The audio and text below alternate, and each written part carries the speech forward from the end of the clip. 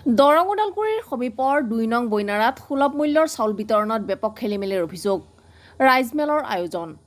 প্ৰতিজন হিতাধিকাৰীকে কমকৈ চাউল দিয়াৰ অভিযোগ উঠিছে ২ নং বৈনাৰা গাঁৱৰ একাংশ হিতাধিকাৰীৰ। ওদালগুৰি জিলাৰ সৰাবাৰী সমবায় সমিতিৰ অধীনৰ ২ নং বৈনাৰাস্থিত সুলভ মূল্যৰ দোকানী সৌৰভ দাস ওৰফে সঞ্জয় দাসৰ বিৰুদ্ধে লগতে হিতাধিকাৰীসকলক মাতি আনি মুকলি আকাশৰ তলত চাউল বিতৰণ কৰা বুলি জানিব পৰা গৈছে।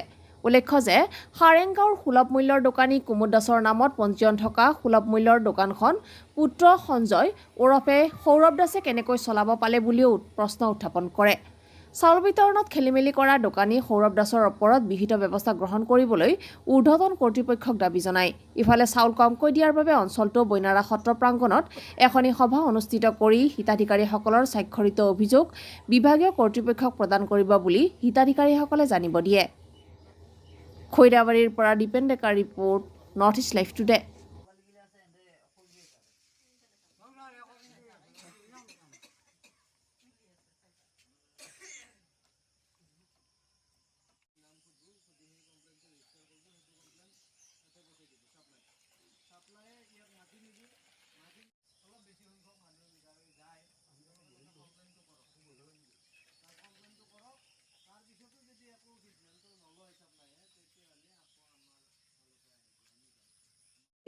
চাৰিটা বজাত চাউল নিব আহিছিলোঁ। আহাত চাউল ফাৰ্ষ্ট দিয়াৰ পৰা আমি লক্ষ্য কৰি আছোঁ কাটছি। তেতিয়া আমি ক'লোঁ বোলে চাউল কিয় কাটিছে। তেতিয়া সি কৈছে বোলে আমাৰ অহা যোৱা খৰচৰ কাৰণে আমাক লাগে বুলি কৈছে, পইচা লাগে বুলি কৈছে। তাৰপিছতো এতিয়া ঘৰত নি মই এক পাল্লা চাউল পাওঁ, এক পাল্লা চাউল জোখজি 200 গ্ৰাম কম। আৰু কাবাৰ এতিয়া এই ভূপেন ডেকাৰ কমিছে 35 কেজি 1.5 কেজি। তাৰপিছত মদন ডেকাৰ কমিছে 15 কেজিত 14.5 কেজি পাইছে।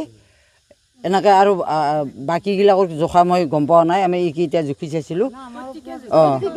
প্ৰত্যেকে জুখছি বোলে, মই তেতিয়া গম পোৱা নাই। আমি এইখিনি তাতে কৰি জুখলোঁ।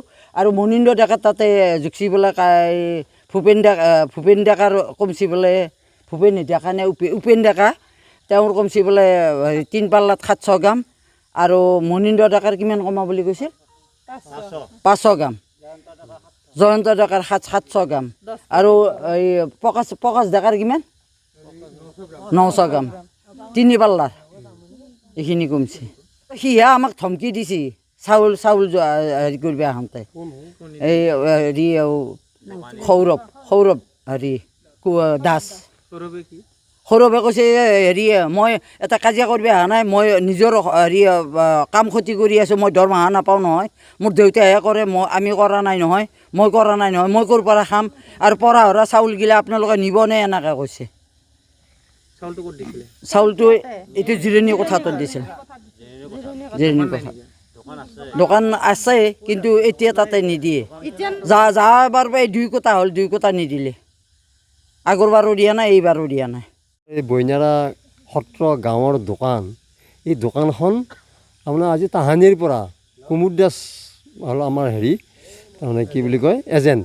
তেওঁৰ মানে দোকানখন ইয়াতে চলি আহিছিল, আমাৰ ইয়াতে মাজতে, আৰু গোটেইখিনি গাঁৱৰ মাজ হয় এইখিনি। তাৰপিছত হঠাৎ তেওঁৰ বয়স লাহে লাহে বেছি হৈ আহিল, বেমাৰত পৰিল। বেমাৰত পৰাত তেওঁ দোকানখন এৰি দিব খুজিলে। এৰি দিব খোজাত কোনোবা কেইজন মানে এই দোকানখন তেওঁৰ পৰা এই মঙলদৈত তেওঁক লৈ যায়, চহী তহী কৰাই।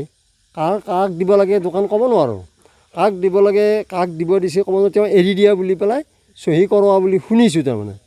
তাৰপিছত মাল দিব খুজিলে পুতেক এজন বেলেগ হৈছে, তেওঁৰ দেউতাকৰ লগত নাই, বেলেগে আছে।